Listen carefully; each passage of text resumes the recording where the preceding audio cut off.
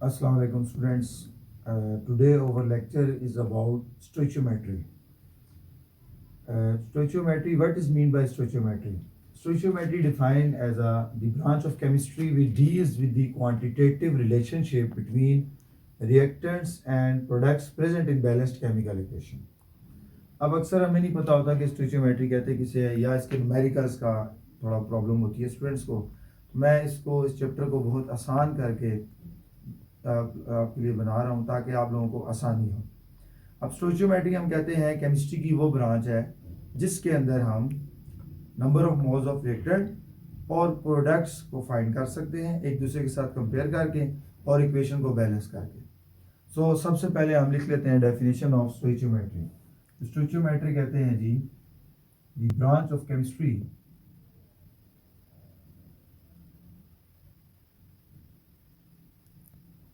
which deals with the quantitative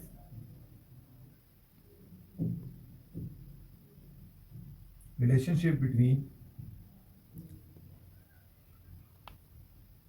reactants and products.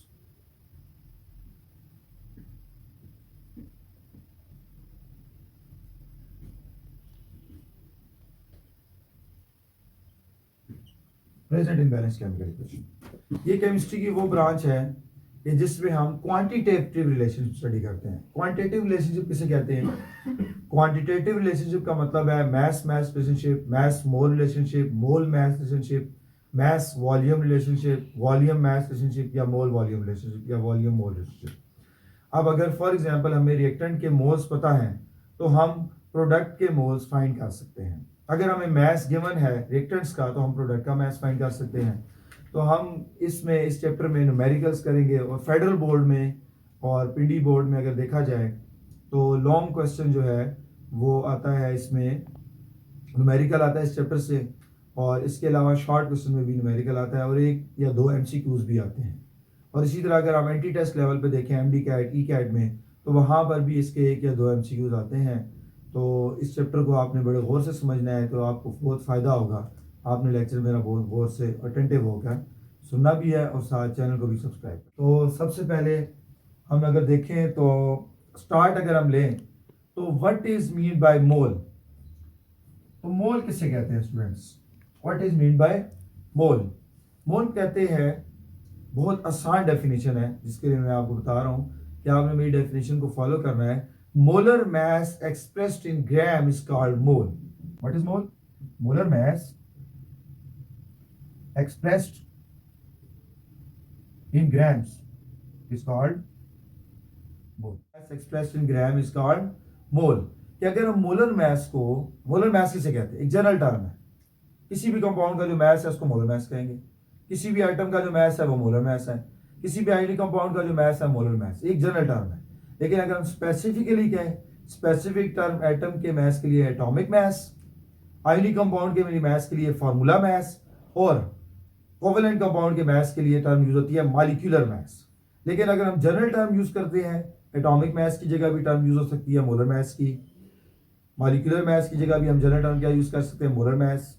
और formula mass के लिए भी हम जनरल टर्म क्या यूज कर सकते हैं? Molar mass. So molar mass is general term, but in case of atom specifically हम कहेंगे atomic mass. For ionic compound formula mass, for covalent compound molar mass. तो ये आपने स्टूडेंट्स ये बात समझनी है, इसको अंडरस्टैंड रखना है कि मोल जो है वो हम किसे कहते हैं? Molar mass expressed in gram is called mole. सही है। तो फॉर एग्जाम्पल मैं आपके सामने एग्जाम्पल लिखता हूँ कि H2 जो हाइड्रोजन गैस है इसका अगर हम मोलर मास देखें तो 2 ग्राम पर मोल। कितना मोलर मास है इसका? 2 ग्राम पर मोल। तो इसका मतलब ये हुआ कि हाइड्रोजन के 2 ग्राम जो है वो 1 मोल के बराबर होते हैं, क्योंकि हाइड्रोजन का मोलर मास ही 2 है, 2 ग्राम है। इसका मतलब है molar mass expressed in gram is called mole. Molar mass expressed in gram is called mole. ठीक है स्टूडेंट्स। इसी तरह बहुत सारी हम एग्जाम्पल लिख सकते हैं। फॉर एग्जाम्पल हम कहते हैं जी सोडियम। अब सोडियम एक एटम है तो एटम का एटॉमिक मास जो है वो 1 मोल के बराबर होगा। तो सोडियम का एटॉमिक मास है 23 gram which is equal to its 1 mole. ठीक है, तो हम मोलर मास मतलब एटॉमिक मास, फार्मूला मास या मॉलिक्यूलर मास किसके बराबर होता है, 1 मोल के बराबर होता है। इसी तरह अगर हम लिखें फॉर एग्जांपल C6H12O6 जो कि एक कोवेलेंट कंपाउंड है, तो इसका जो मोलर मास है वो होता है जी 180 ग्राम पर मोल। इसका मतलब है उसके 180 ग्राम कितने मोल के अंदर है, 1 मोल के अंदर है। So 1 mole is equal to 180 gram of glucose. इसी तरह अगर हम बात करें अमोनिया की, NH3 अमोनिया गैस, तो इसके 17 ग्राम कितने मोल के बराबर होते हैं, 1 मोल के। तो मोल को समझना बहुत ही आसान है कि molar mass expressed in gram is called mole. तो स्टूडेंट्स आपको यकीनन समझ आ चुका होगा कि मोल किसे कहते हैं। तो ये बहुत आसान है, अगर शॉर्ट क्वेश्चन भी आ जाए डिफाइन मोल तो आपने सिंपल ये डेफिनेशन लिखनी है और एग्जाम्पल देनी है। तो ये मोल का कंसेप्ट आपको क्लियर हो गया है। अब हम आते हैं एक और टर्म यूज हुई होगी बुक में, एवोगैड्रोस नंबर। कौन सी टर्म यूज हुई है, एवोगैड्रोस नंबर एक टर्म यूज हुई है। तो अगर हम बात करें जी एवोगैड्रोस नंबर की, बहुत आसान है, हालांकि स्टूडेंट्स जो है उसको समझ रहे होते हैं कि बहुत एक मुश्किल टर्म है, बहुत आसान टर्म है। और एवोगैड्रो नंबर मैं आपको बता देता हूँ, बहुत आसान डेफिनेशन है। तो उस आसान डेफिनेशन को मैं बता रहा हूँ आपको, जरा गौर से आपने देखना है कि नंबर ऑफ पार्टिकल्स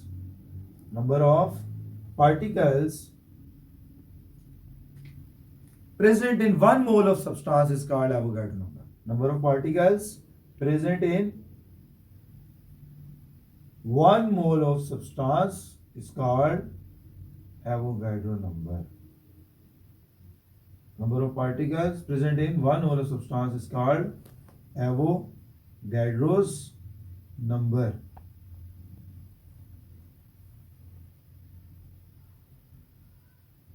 ठीक है स्टूडेंट्स, तो बहुत आसान है। अब देखिए हमने यहाँ पे जिस तरह बताया, हमने कहा जी किसी भी कंपाउंड का जो मोलर मास है वो 1 मोल के बराबर होगा। वो तो बहुत सिंपल हो गया कि किसी का भी आप मोलर मास, फॉर एग्जांपल मैं कहता हूँ जी कि यूरिया का मोलर मास कितना है, तो आप कहते हैं जी यूरिया का मोलर मास 60 है, तो मैं कहूँगा ये 1 मोल के बराबर है। ठीक है, किसी भी कंपाउंड का जो मोलर मास है वो 1 मोल के ही बराबर होता है। अगर आप कहें जी सुक्रोज का मोलर मास है 342 ग्राम, तो मैं कहूंगा उसके 342 ग्राम 1 मोल के अंदर मौजूद है, तो उसका 1 मोल किसके बराबर होगा, 342 ग्राम के। तो ये बहुत आसान है मोल को डिस्क्राइब करना। इसी तरह एवोगैड्रो नंबर भी है। अब आप जरा डेफिनेशन पे गौर करें, number of particle present in 1 mole of substance, 1 मोल के अंदर जो पार्टिकल की तादाद होगी वो क्या होगी, 6.022 इंटू 10⁻23। ठीक है जी। अब हम यहाँ पे भी लिख सकते हैं, अगर मैं यहीं पे लिख दूं कि हाइड्रोजन के 2 ग्राम 1 मोल के बराबर है, तो वो किसके बराबर होंगे, 6.02 10⁻23 पार्टिकल्स के। ठीक है, इसी तरह मैं कहूं कि सोडियम 23 ग्राम है, 1 मोल के बराबर है, तो उसके एवोगैड्रो नंबर कितने होंगे, 6.022 इंटू 10⁻23। इसी तरह हम कहें जी ग्लूकोज के 180 ग्राम है, 1 मोल के बराबर है, तो उसके अंदर पार्टिकल की तादाद कितनी होगी, 6.02 इंटू 10⁻23 पार्टिकल्स।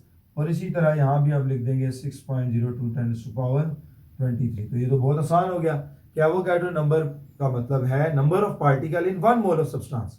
अब आपके जहन में आएगा कि नंबर ऑफ पार्टिकल का मतलब क्या है। तो नंबर ऑफ पार्टिकल का मतलब होता है एटम अगर होंगे तो नंबर ऑफ एटम्स आ जाएगा, अगर कोई कंपाउंड है तो उसकी हम बात करेंगे नंबर ऑफ मॉलिक्यूल्स, और अगर कोई आयनिक कंपाउंड है तो वहां पर हम कह देंगे उसके अंदर नंबर ऑफ फार्मूला यूनिट्स। ठीक है, नंबर ऑफ फार्मूला यूनिट की टर्म किसके लिए यूज होगी, आयनिक कंपाउंड के नंबर ऑफ पार्टिकल्स के लिए। कोवेलेंट कंपाउंड्स के लिए के नंबर ऑफ पार्टिकल के लिए क्या टर्म यूज होगी, नंबर ऑफ मॉलिक्यूल्स। और इसके अलावा अगर एटम्स की तादाद हो, नंबर ऑफ एटम्स किसी एटम में, तो या मॉलिक्यूल के अंदर एटम्स की तादाद हो, तो उसके लिए हम क्या जनरल टर्म यूज करेंगे, नंबर ऑफ एटम्स, या जनरल टर्म होगी नंबर ऑफ पार्टिकल्स। तो ये जनरल टर्म है नंबर ऑफ पार्टिकल्स, एटम के लिए नंबर ऑफ एटम हो जाएगा, मॉलिक्यूल के लिए नंबर ऑफ मॉलिक्यूल्स हो जाएगा, और आयनिक कंपाउंड के लिए नंबर ऑफ फार्मूला यूनिट हो जाएगा।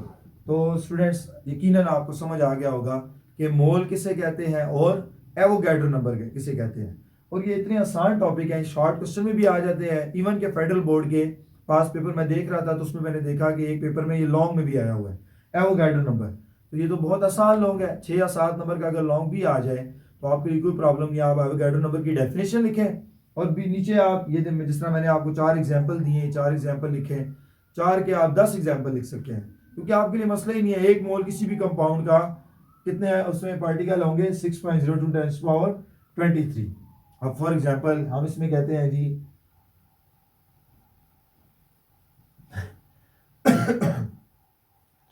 तो C12H22O11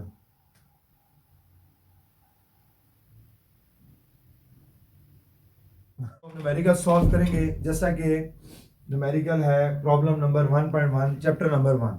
अब प्रॉब्लम नंबर 1.1 में आप देखें तो यहाँ पर हमने कन्वर्जन फैक्टर के बारे में पढ़ना है। कन्वर्जन फैक्टर हम कहते हैं मोल रेशो को, और वो किसकी मोल रेशो है? गिवन और फाइंड की। मतलब एक गिवन है और फाइंड है, उसकी मोल रेशो को क्या कहते हैं? Conversion factor. अब हम आते हैं सैम्पल प्रॉब्लम नंबर 1.1। 1.1 में अगर आप देखें तो इसमें आपको मेथनॉल के मोल्स गिवन है और ऑक्सीजन के मोल्स हमने फाइंड करने हैं और वाटर के मोल्स फाइंड करने हैं।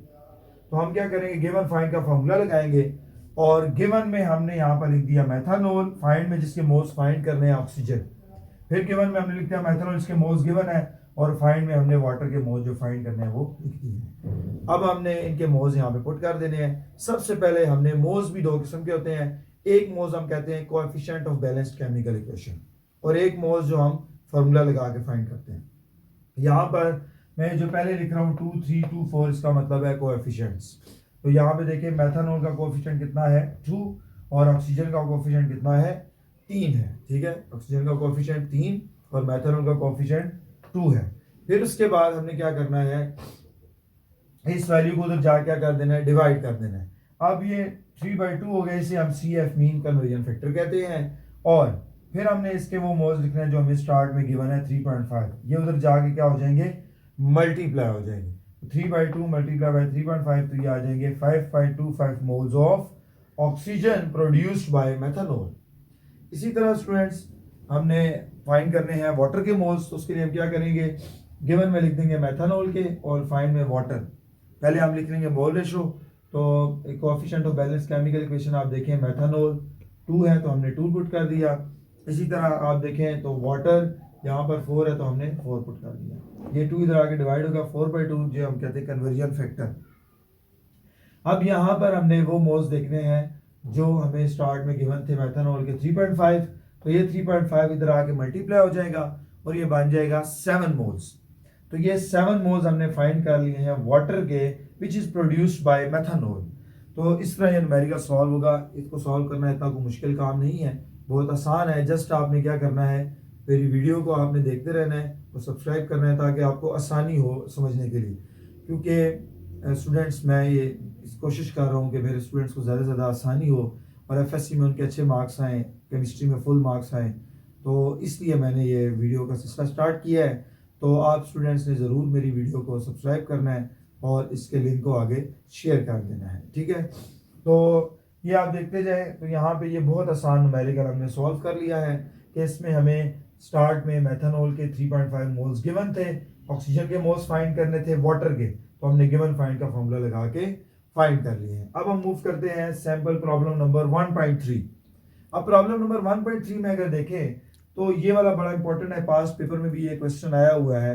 तो फेडरल बोर्ड पास्ट पेपर आप देखें उसमें एक क्वेश्चन आया, वो बहुत इंपॉर्टेंट है कि इसमें ऑक्सीजन के हमने नंबर ऑफ मॉलिक्यूल्स फाइंड करने हैं और पोटेशियम क्लोराइड के 490 ग्राम गिवन है। पोटेशियम क्लोराइड जो है उसके लिए जब भी याद रख ले आप न्यूमेरिकल सॉल्व करें स्टूडेंट्स, तो पहला काम आपके पास इक्वेशन का बैलेंस होना ज़रूरी है।